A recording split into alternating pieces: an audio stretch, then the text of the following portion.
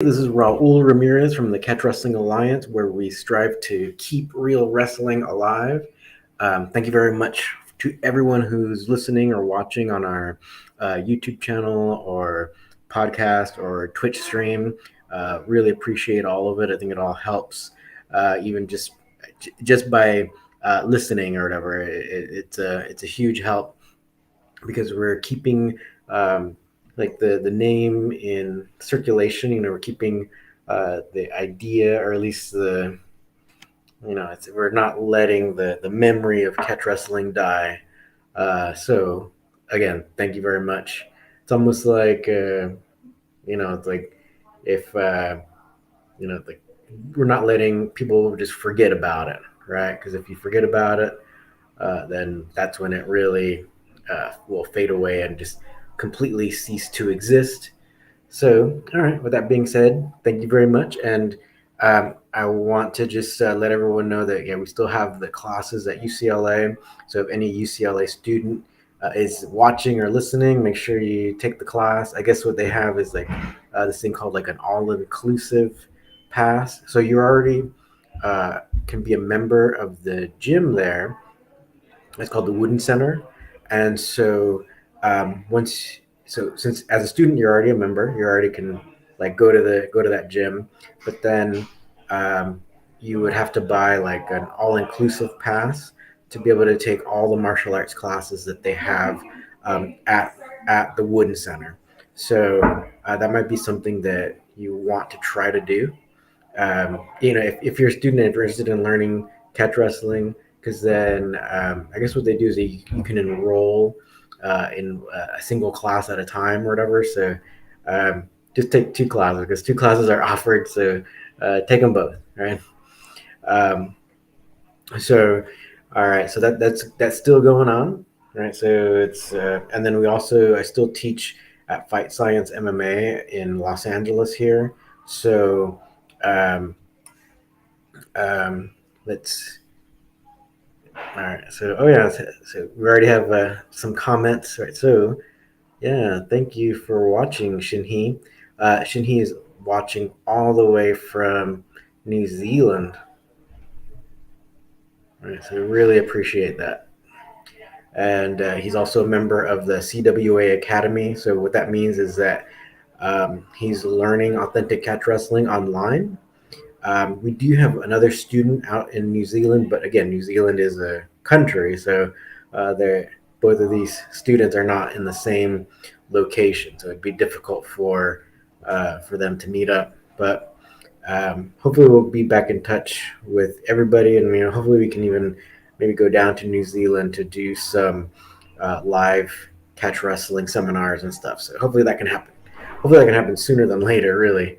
Um, Okay, so just so you know that, so we do have, it's like if you're not near Los Angeles or if you're not near the East Coast with John Strickland, then we do have online training. So you just go to our website, catchwrestlingalliance.com, and you can join there. Okay, so getting to today's subject, um, catch wrestling really almost went extinct, right? And there were many factors that contributed to that. A major one was pro wrestling, but another major one was amateur wrestling. So the Olympics played a major role.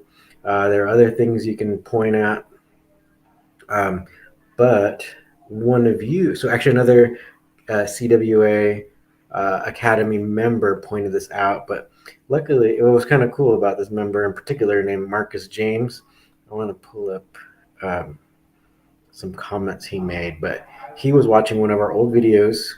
It was a special presentation that I recorded of wrestling author and historian, like award-winning wrestling author Mike Chapman. So Mike Chapman is a real expert when it comes to wrestling, especially wrestling history. He started Win Magazine, which is like the major amateur wrestling magazine.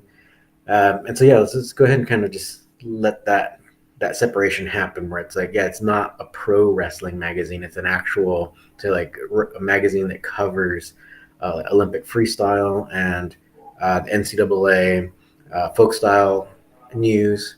So it's a real wrestling magazine, right? So Mike Chapman started that. He started the Dan Gable Wrestling Museum. It used to be in Newton, Iowa. Now I believe it's in Waterloo, Iowa.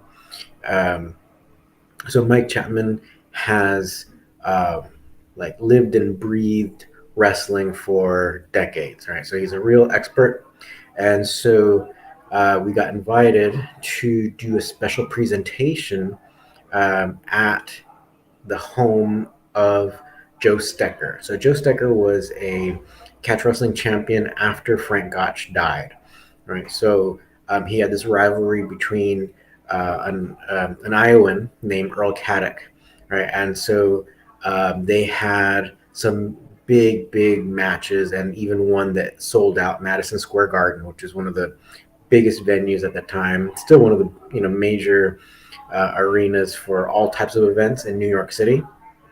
So still to this day, right?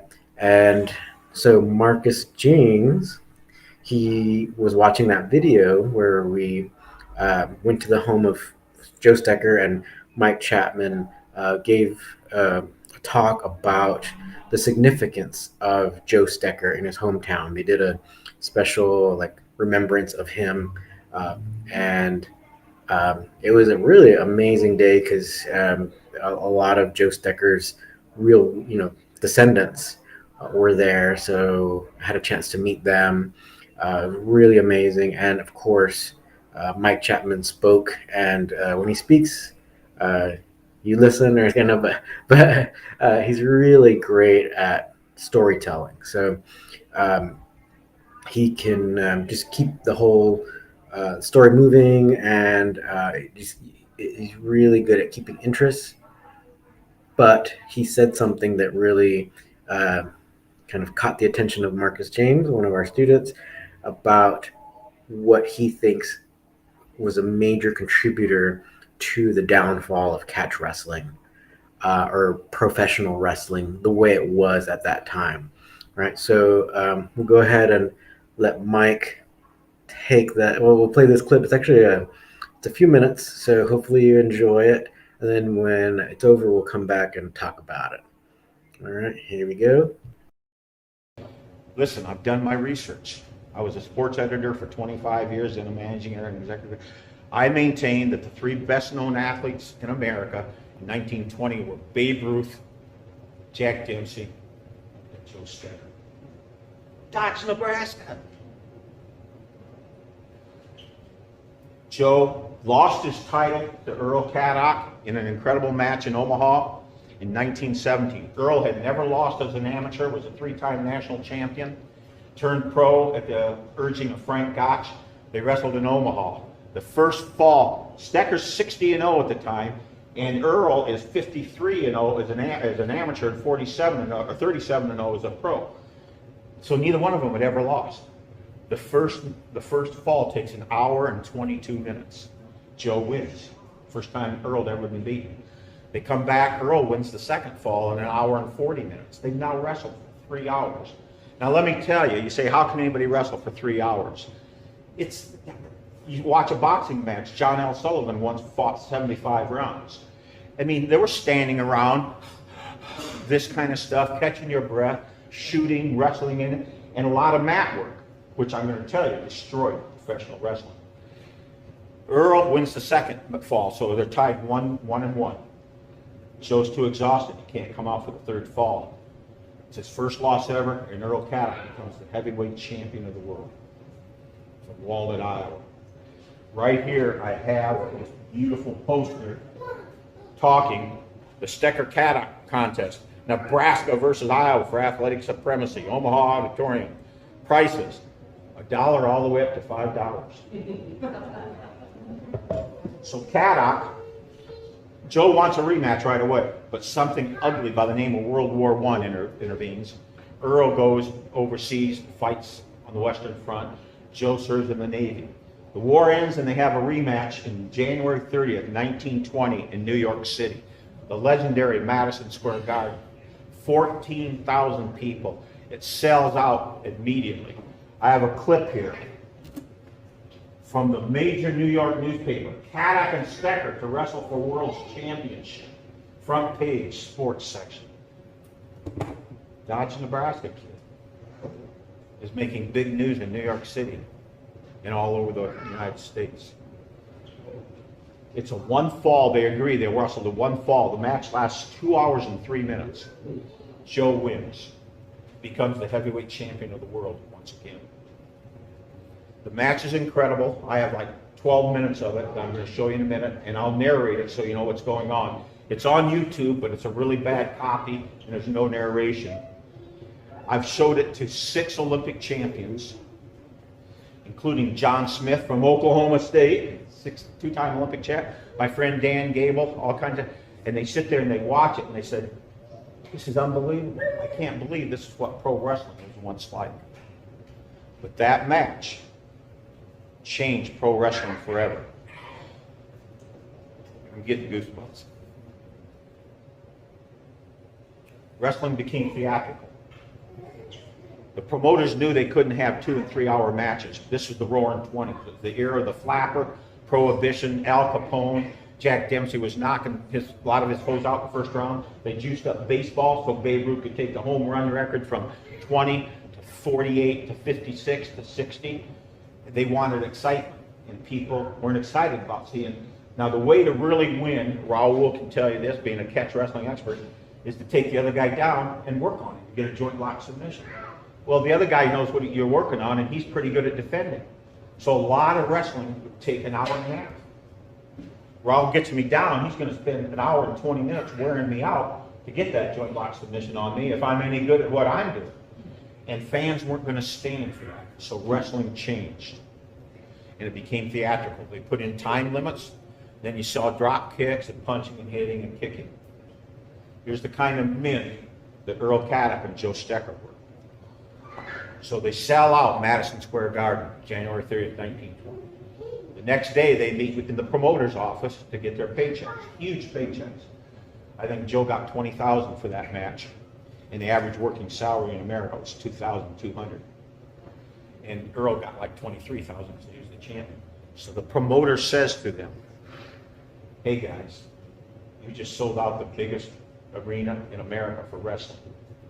We're going to go all the way across America, Joe Stecker versus Earl Caddock.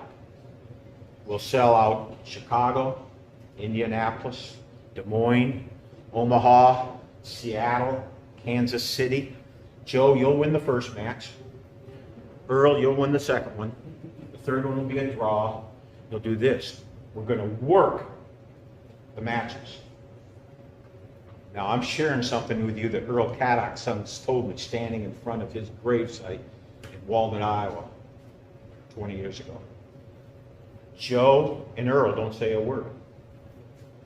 They walk out of the promoter's office and they're walking down a street in New York City, these 2 great Midwestern wrestlers. And Earl looks at Joe and says, Joe, I can't do that. I can't wrestle fake matches, set up matches. That's not who I am. I don't care how much money we can make. I can't do it.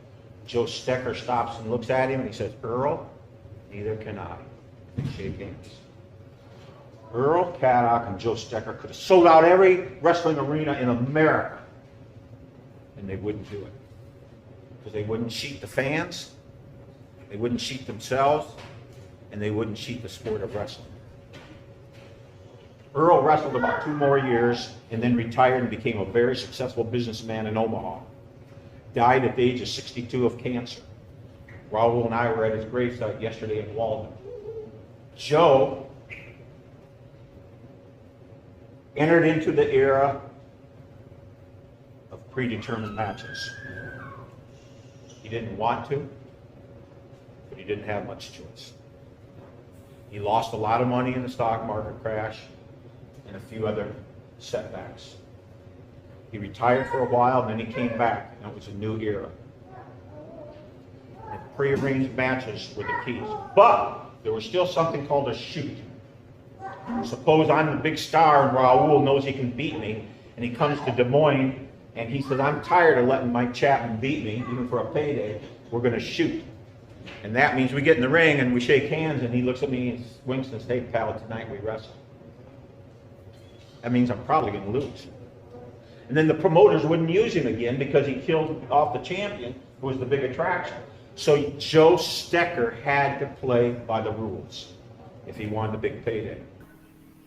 All right. So that was the clip there. I know it was a few minutes long, so hopefully it was as interesting to you as it is to me. But there, Mike Chapman, he said something that really caught the attention of one of our members, and but I think he also offers an explanation as to why he said what he did about the downfall of catch wrestling, and but the main thing that he said was that the mat wrestling, right, is what really helped kill catch wrestling. So it's definitely one of the things that did help kill catch wrestling. But what is mat wrestling? So that is all the you say, like, when you're actually down, when you actually get that takedown and you're down on the mat. I think what judo or jiu-jitsu is called newaza. So all the ground grappling stuff, we call that mat wrestling, right? So catch wrestling has a very sophisticated system of all these counters and counter to counters and all these different types of uh, like techniques that might just bore people. Because also, so it's not like MMA where it's like maybe if you can stay on top of the person, you can be punching them, and like people really seem to understand striking. So then that becomes more interesting to watch than just people using very sophisticated, beautiful techniques. Really, catch wrestling has this really great flow, or it can have a really great flow to it that you just don't see in jiu-jitsu. Um, so it'd be much, much more different. Definitely oriented to stay off of your back, right? So it does have these really cool counter moves. A lot of them will be like you counter the other person to get them onto their back and you get on top, and then they have all these counters to get off their back. They can even get back to standing if they want. There's so many different really cool techniques. I would also include what we call rides, right? So you ride someone, so you can hook in and maybe work on them. So Mike Chapman said, like, work on them for 20, 30 minutes or whatever. So what that means is, like, you get them down and you can hook your leg in, maybe one of their legs, and you can ride their legs. So you ride the person like a horse, and then you might be trying to roll them over or whatnot. But if it's someone who's really high level, say like Joe Stecker and Earl Caddock, it's going to be tough. You're going to have a hard time to just like to be able to roll these people over, right? You can't just manhandle these world class catch wrestlers, right? So that means, so they knew it too, where it's like if you have these high level people doing the real thing, they know that they're going to have to try to tire their opponent out. That was definitely part of, like, it was a given part of the strategy that you don't really see nowadays because everything has such a short time limit, right? So that's why even amateur wrestling is almost like a far cry from professional catch wrestling, right? So um, that's why they have to add like point systems and different ways to make sure that at the end of the short time period that there's a winner if no one gets the pin, right?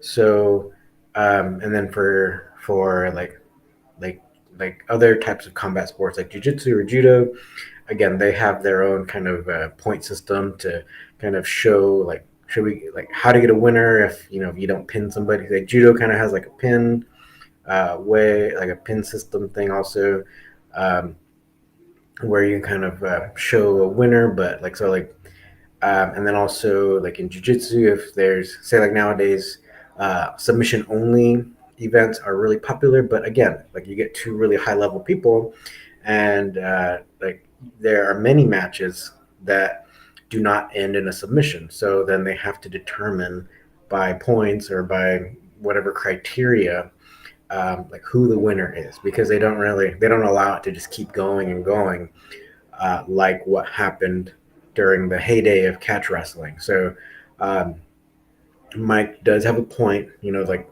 maybe like us purists. I know my good buddy John Strickland. I don't want to put words in his mouth, but I know he likes the idea of like let's just go back to that, right? Where it's like a pure wrestling experience where two high level wrestlers go at it until there is a winner, regardless of how many hours it takes, right? Because it could like we have on the record, these matches, like how like you just heard in the video where it's like these matches were going on for over an hour before someone got a pin or a submission, right? So that was much more commonplace. But it's almost like you definitely got your money's worth, right? Because you hear nowadays people complaining about short matches, like especially like when Mike Tyson was fighting or something like that, where it's like you get someone who just knocks out their opponent super fast, and everyone's complaining like, "Oh, I can't believe I paid for the pay per view of that or whatever." I think that a lot of times those kind of comments show like, um, I don't know, maybe they're maybe the person who says that, at least in my opinion, is not like the an aficionado of these types of matches, whether it be boxing or whatever, because sometimes the sometimes these types of things show like just how skilled the people are, right? So anyway, um, let me know if you guys have any questions about this. I want to kind of bring up another statement by that student, Marcus James. Okay, so I saved it here. Oh, so this is another thing though too that got brought up in that video that I showed you of Mike Chapman. Um, let me see. So Marcus, he brought up the quote from Mike Chapman talking about and this is the thing. So for some reason, and this keeps coming back up, the whole idea of like chokes and whatnot, um, right? And how back in the day the pin was really revered. It's still a major component in wrestling, amateur wrestling, but nowadays because people are so like uh, what they're so molded into the jiu-jitsu mindset that they just don't realize the value of the pin until maybe like someone like John Danaher makes a post on his social media about the value of it. But let's give you an idea of the mentality at that time of the pin, right? So let me see here. So this is a quote from Mike Chapman. It says, "You can fall into a joint lock submission at any time in a match, and somebody can say it was a fluke or I just got caught. But when somebody puts you on your back and holds you there, and you're bridging and fighting and arching, chances are it wasn't a fluke. You were put there." That was a quote from Mike Chapman. Right. How is the audio sound? You guys are hearing everything all right? Okay, so um, let me know because I think there was something wrong going on with the microphone. Hopefully, it's all right. Hopefully, it seems like it's okay. Okay, um, so that quote from Mike Chapman about the pin and how it's like it shows way more control over the other person is it's like it's kind of hard to argue, but then it's just like for people who are just so like bought up or like they're molded by this jujitsu mindset, then they're gonna say like, yeah, whatever. Well, he still had a chance to pin them, but it's like when you've demonstrated that you've controlled the other person for that long, or at least that they can't get out, then it's like, no, they're not going to get a submission. And in wrestling, especially catch wrestling, if you're on top, a lot of times when you get them into a pin, we have all these different techniques to just even like stand up, right? So um, standing up is a lot of times it's quite often an option that's there, but it's not like I personally don't always recommend that because usually you're about like you're it's all about trying to fight that person and can like go to a pin or go to a submission hold. So standing up is kind of like going back to the beginning. So then you're back at neutral and you're back at square one, and so you have to uh, get back to getting control again over that person. So it's almost like a waste to stand back up. But if we're talking about like say like it always goes back to like the if this was a real fight and whatever, like if you're able to control someone, calm them down, like we say like control and restrain someone in a self-defense situation, like we've seen actually. I don't know for those of you in the United States, there in the news, have you seen those? It's actually there have been several stories where it's um like some local kid, or maybe like a young adult or something, with wrestling experience ends up holding down a criminal, and then until the cops come, or they help pin the person, and so that the cops can put the handcuffs on some suspect or whatever. So um there's that is the almost like the value of the pin, right? So then someone who might be complaining like, oh, the pin didn't prove anything. Well, actually it did. It's just you don't want it to prove something, right? So you were held down, you couldn't move, you couldn't get out, you couldn't do your counter submission for a certain amount of time, right? So yeah, you got controlled, right? You got controlled and restrained. So that's kind of like the was it like the self-defense terminology that's actually very important in self-defense and what law enforcement or whatever, like it's all about controlling people and restraining them, so that you can then maybe like what put handcuffs on them or whatever. So that's the idea. All right, let's go ahead and let's see. The Shinhee has been commenting a bunch, so hopefully before we get to the comments, hopefully that kind of answered a lot of your questions about kind of like the downfall of catch wrestling. So a lot of it's kind of like how Mike Chapman explained, was that because of this kind of like this change in the audience to want like this quick fix, right? So he talked about Babe Ruth, hitting all these home runs in baseball, because baseball itself truly is quite a boring sport, right? So, so we had Babe Ruth hitting all these home runs, right? Because you can go many innings without any scoring going on in baseball. That's it's happening right now. Everyone in LA is like so excited about the Dodgers. Our baseball team um, is like nearing its chance to uh, compete in the world, or well, our national championship. We call it the World Series. Um, and so but yeah, if you watch the game, it actually does take quite a long time, and there's all these different innings where, it's really a psychological game, and between two people, the batter and the pitcher, and everyone else just kind of stands around, waiting to collect the ball if it gets hit, right? So, um, Mike Chapman brought up the idea that um, people's mindsets were changing. They wanted this more of the spectacle. They wanted the home runs. They wanted the knockouts in pro boxing. They wanted the spectacle in wrestling. And actually a shorter match, so you're not just there all night watching the same two people go at it for hours, right, before someone gets pinned or submitted. And so there was this change with the promoters that they're like, okay, well, you don't need to even know how to wrestle. You don't need to do this mat wrestling stuff. We just want to see the show. Let's see I want you to put on a show, because this is what brings people in. And quite often, right, how people kind of talk about it, where it's like quite often uh, the they didn't want people, or at least the public, to know that it was not, or it was predetermined, right.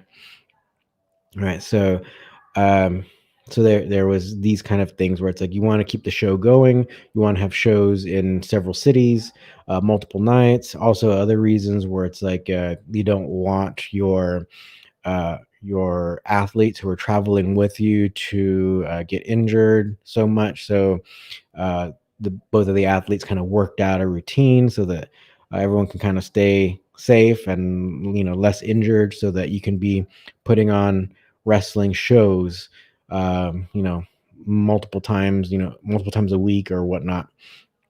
So um, people didn't really understand, or they also didn't necessarily want to see the mat wrestling. So that's one of the things that Mike Chapman was talking about. Um, and so hopefully that showed, um, or hopefully he also explained, and hopefully I kind of cleared it up also, why Mike Chapman said that the mat wrestling was one of the things that ultimately became the downfall of catch wrestling, right? Because it's one of the most beautiful things of catch wrestling, and the whole strategy of, like, if you're going up against a high level person, they're not going to be easy to beat. So you got to wear them down, right? You got to make sure that your stamina outlasts theirs, and that you can then, once they are tired, then you can take over, right? And then you can pin them or submit them. All right. Okay, so let's go ahead and get to some of your comments. So Shinhee, um,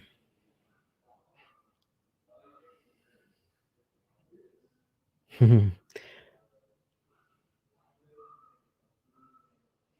me. Yeah, you made a bunch of comments. Let me go back a little bit. I wish jiu-jitsu schools were more open-minded to teach catch wrestling for nogi. Yeah, nogi's getting really popular, and catch wrestling is very effective for it. Let me see.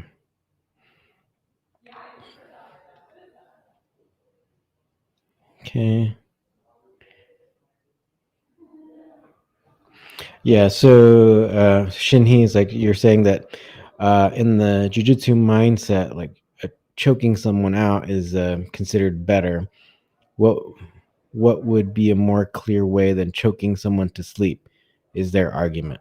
Yeah, that's correct. That is their argument. But the thing is like, especially nowadays, like, you're even having, so like, I often bring up this match that happened earlier this year, where it was like one of our best no-gi grapplers, Gary Tonnen, in fighting in one championship, goes up against a low-level grappler, a karate expert, can't even choke him out, right? So then one of our best can't even choke out, like, this karate guy that he had several times to get a submission. So what does that mean? What does that mean? So that's a question for yourself, I guess, right? You can think about that. Um, and then the ricochet. Hello from the UK. All right, thank you for watching. Hello from Los Angeles. So hopefully this kind of helped you to understand um, why we had this shift. Unfortunately, we shifted to predetermined matches, and so Mike Chapman, the historian, he also mentions that I think he believes that even after World War II is pretty much, like, really done, because so, like, in the video that I showed you earlier, he mentions where it's like, if I, like, he says, if he's like the big draw, getting uh butts in seats, right? If he's a big ticket seller, people really want to see him doing his thing, and if they bring me in and if I want to do the real thing and just destroy their champ, then that hurts ticket sales, and so then they wouldn't want me to just they wouldn't use me anymore. They wouldn't hire me anymore for their events, right? So um that was another aspect where it's like, then it almost like deters people from even learning, like, real techniques. And this kind of reminds me of, I'm friends with a lot of pro wrestlers, and quite often it's like, when we meet to train, it's me training them in how to do like a lot of the techniques that they kind of know the real way, because they learn kind of like this outline of the technique, and they're trained to help each other out, right? So doing a throw, it's like your partner's going to help you to like get a bigger throw, and so there's different ways, there are different hand placements, or different positions you can get into where you facilitate like a lift, or it's all this partner work.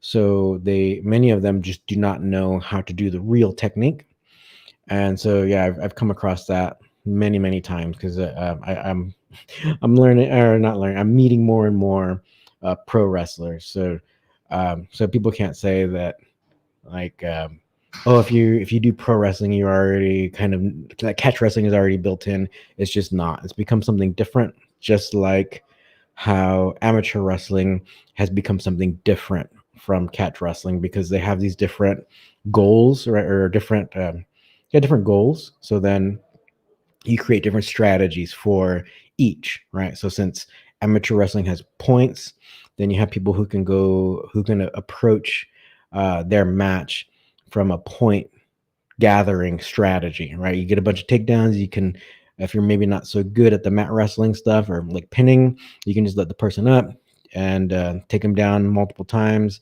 win by those points.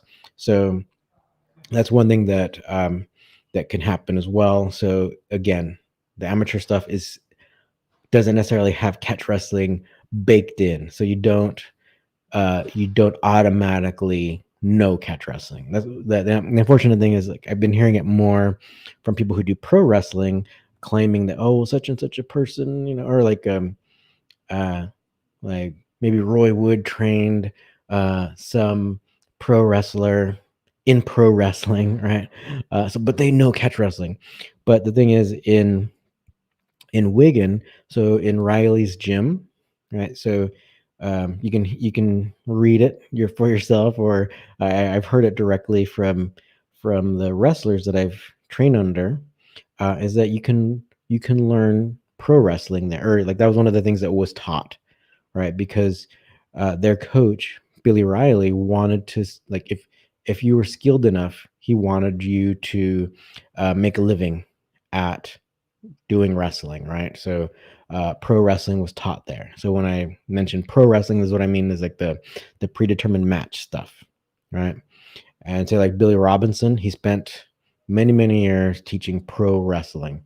Um, the other thing about Billy Riley, though, was that he also, which is kind of nice, like he was really concerned about his students, is that he also requested that you learn some kind of trade. So if the whole pro wrestling thing didn't like work out, or if you retired or whatever, you can retire back into some kind of trade, so you can still have some kind of financial security.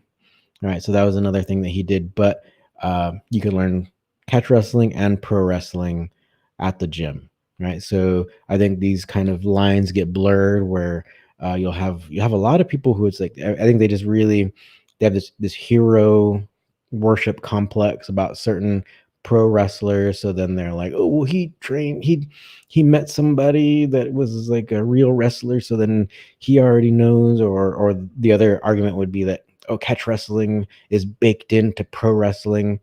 It's not. It's not. So let's just go ahead and end that there. It's not. Um, uh, the ricochet. You can strangle anyone if you know how. Well, it depends. We got, like I said, we have a real expert, and he couldn't do it against a karate guy, right? So maybe he'd have to try again, right? They still ended up giving Tannen the match. So they probably won't have a rematch, but I really, yeah, I can't remember the karate guy's name. Sorry, it's just he's not as famous, I guess. Uh, but yeah, it's really easy to defend chokes, right? Shinhei, I think you can say WWE is not wrestling. I agree. Uh, Let me see. Shinhei, yeah, that's kind of, Shinhei mentions a real famous pro wrestler that he did have some time learning some techniques. I think they kind of showed him some like the real versions of some of the moves and stuff. So then yeah, automatically you'll hear the fanboys talk about like, oh well, he was real, he knew he knew everything. And it's like then when they spend more time training for something else, then that means it's less time training the real thing. So, and they're probably not ever really training the real techniques, because they're making money. They're making plenty of money doing their doing the show, like working on doing the next show. Because say like in WWE, well, they have like wasn't it like at least two shows a week or something. So they have a very busy schedule.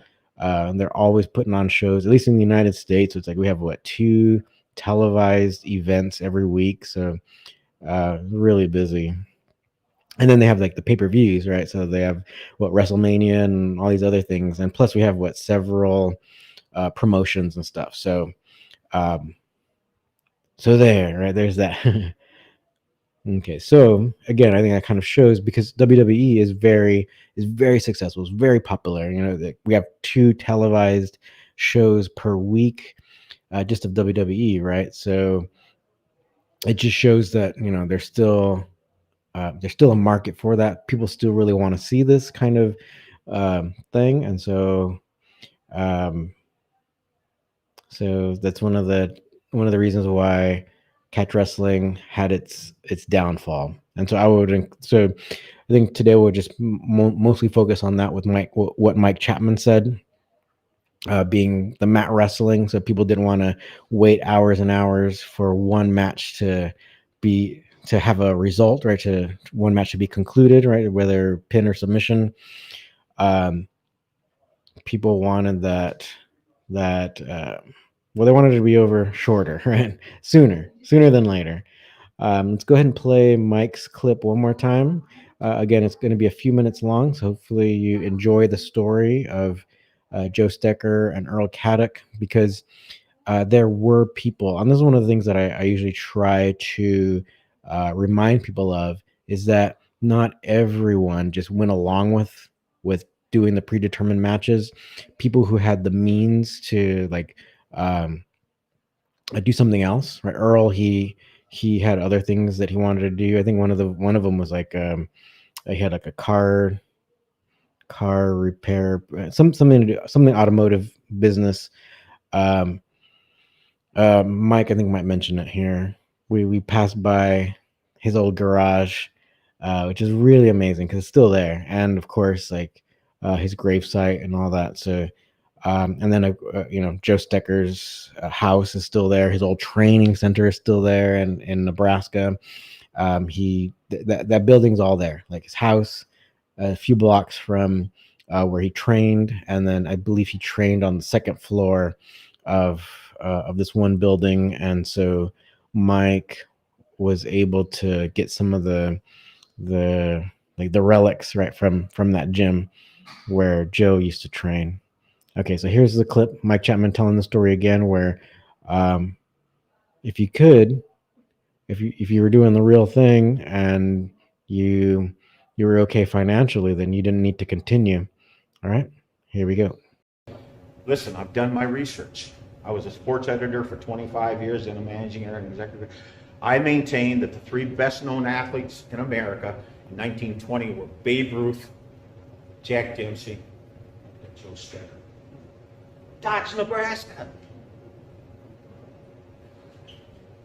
Joe lost his title to Earl Caddock in an incredible match in Omaha in 1917. Earl had never lost as an amateur, was a 3-time national champion, turned pro at the urging of Frank Gotch.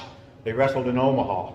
The first fall, Stecker's 60-0 at the time, and Earl is 53-0 as an amateur, and 47-0 or 37-0 as a pro. So neither one of them had ever lost. The first fall takes an hour and 22 minutes. Joe wins. First time Earl had ever been beaten. They come back, Earl wins the second fall in an hour and 40 minutes. They've now wrestled for 3 hours. Now let me tell you, you say, how can anybody wrestle for 3 hours? It's You watch a boxing match, John L. Sullivan once fought 75 rounds. I mean, they were standing around, this kind of stuff, catching your breath, shooting, wrestling in it, and a lot of mat work, which I'm going to tell you destroyed professional wrestling. Earl wins the second fall, so they're tied 1-1. Joe's too exhausted, he can't come out for the third fall. It's his first loss ever, and Earl Caddock becomes the heavyweight champion of the world from Walden, Iowa. Right here, I have this beautiful poster talking the Stecker-Caddock contest. Nebraska versus Iowa for athletic supremacy. Omaha Auditorium. Prices, $1 all the way up to $5. So Caddock, Joe wants a rematch right away, but something ugly by the name of World War I intervenes. Earl goes overseas, fights on the Western Front. Joe serves in the Navy. The war ends and they have a rematch in January 30th, 1920 in New York City. The legendary Madison Square Garden. 14,000 people. It sells out immediately. I have a clip here from the major New York newspaper. Caddock and Stecker to wrestle for World's Championship. Front page, sports section. Dodge, Nebraska kid is making big news in New York City and all over the United States. It's a one fall, they agree, they wrestled a one fall. The match lasts 2 hours and 3 minutes. Joe wins, becomes the heavyweight champion of the world once again. The match is incredible. I have like 12 minutes of it that I'm going to show you in a minute, and I'll narrate it so you know what's going on. It's on YouTube, but it's a really bad copy, and there's no narration. I've showed it to 6 Olympic champions, including John Smith from Oklahoma State, two-time Olympic champ, my friend Dan Gable, all kinds of, and they sit there and they watch it and they said, this is unbelievable. I can't believe this is what pro wrestling was once like. But that match changed pro wrestling forever. I'm getting goosebumps. Wrestling became theatrical. The promoters knew they couldn't have 2 and 3 hour matches. This was the Roaring 20s, the era of the flapper, Prohibition, Al Capone. Jack Dempsey was knocking a lot of his foes out in the first round. They juiced up baseball so Babe Ruth could take the home run record from 20 to 48 to 56 to 60. They wanted excitement, and people weren't excited about seeing. Now, the way to really win, Raul can tell you this, being a catch wrestling expert, is to take the other guy down and work on it, get a joint lock submission. Well, the other guy knows what you're working on, and he's pretty good at defending. So a lot of wrestling would take an hour and a half. Raul gets me down, he's going to spend an hour and 20 minutes wearing me out to get that joint lock submission on me if I'm any good at what I'm doing. And fans weren't going to stand for that. So wrestling changed. And it became theatrical. They put in time limits. Then you saw drop kicks and punching and hitting and kicking. Here's the kind of men that Earl Caddock and Joe Stecker were. So they sell out Madison Square Garden, January 30th, 1920. The next day, they meet in the promoter's office to get their paychecks, huge paychecks. I think Joe got $20,000 for that match, and the average working salary in America was $2,200. And Earl got like $23,000 because he was the champion. So the promoter says to them, hey guys, you just sold out the biggest arena in America for wrestling. We're going to go all the way across America. Joe Stecker versus Earl Caddock. We'll sell out Chicago, Indianapolis, Des Moines, Omaha, Seattle, Kansas City. Joe, you'll win the first match. Earl, you'll win the second one. The third one will be a draw. You'll do this. We're going to work the matches. Now, I'm sharing something with you that Earl Caddock told me standing in front of his gravesite in Walden, Iowa, 20 years ago. Joe and Earl don't say a word. They walk out of the promoter's office and they're walking down a street in New York City, these two great Midwestern wrestlers. And Earl looks at Joe and says, Joe, I can't do that. I can't wrestle fake matches, set up matches. That's not who I am. I don't care how much money we can make. I can't do it. Joe Stecker stops and looks at him and he says, Earl, neither can I. They shake hands. Earl Caddock and Joe Stecker could have sold out every wrestling arena in America, and they wouldn't do it. Because they wouldn't cheat the fans, they wouldn't cheat themselves, and they wouldn't cheat the sport of wrestling. All right. So thank you for watching that. So hopefully that really clears up the idea where just almost like the attitudes of the audience kind of changed over time. So then even the promoters and we can still see even today that WWE and stuff like that is really popular. So you still have these shows that continue on today. Whereas even what folk style or not folk style, freestyle wrestling in the Olympics got eliminated, right, from as being one of the events. So, and even they were trying to, they still try to, have short time limits, no submissions, all these points for things, and if someone has to win, even if it's tied, without doing any like real overtime or anything like that. So, you see how.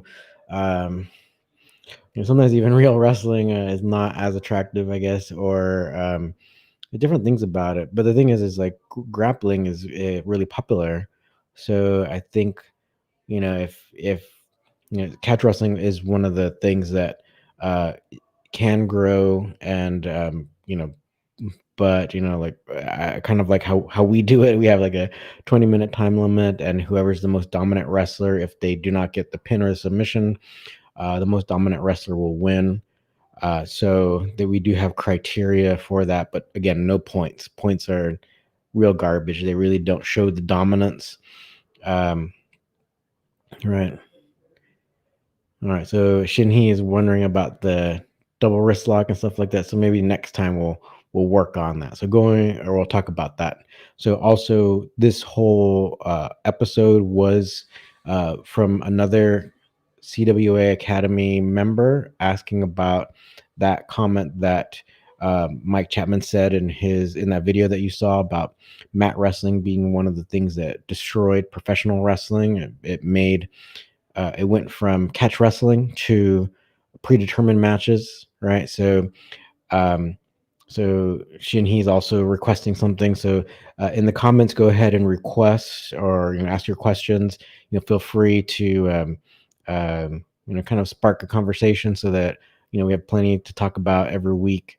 I really appreciate all your comments and and just watching. So there's plenty we can talk about because again, ultimately, I think people don't realize how things have changed, so that they're kind of influenced by a certain mainstream mindset. So nowadays, almost like the average grappler is really influenced by the mainstream jiu-jitsu mindset. So the idea of a pin might seem like really strange until someone like some wrestling guru like John Danaher talks about it or speaks well of the pins, right?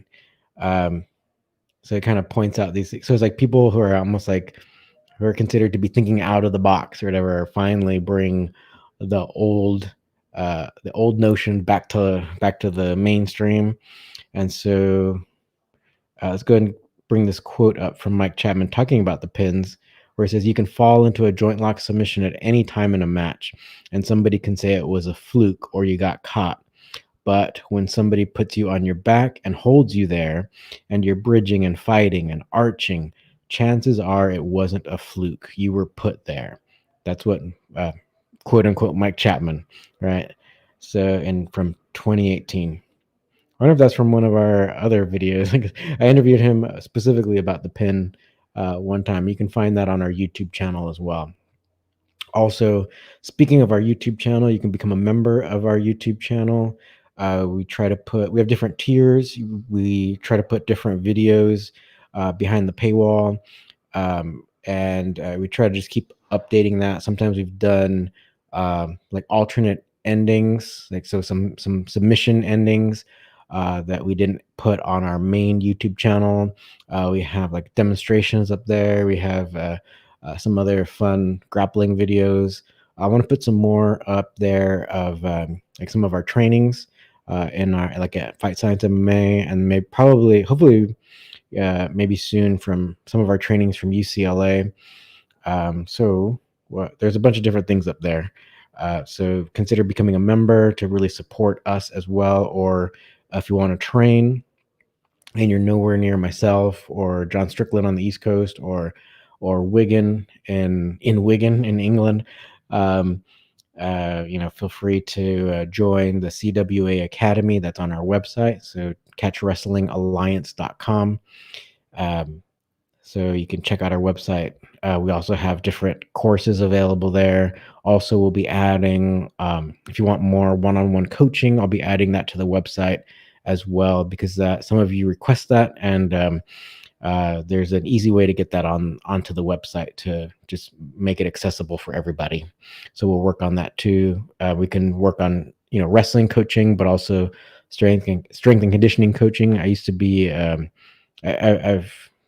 I've worked in gyms forever. I used to be a trainer for UCLA as well. Uh, so uh, so there. So there's plenty of things on the our website for you. Plenty of ways for you to continue supporting if you want. All right. So thanks again for just for listening or watching, whether it's a podcast or our YouTube channel or Twitch. Thanks again, and together we can keep real wrestling alive.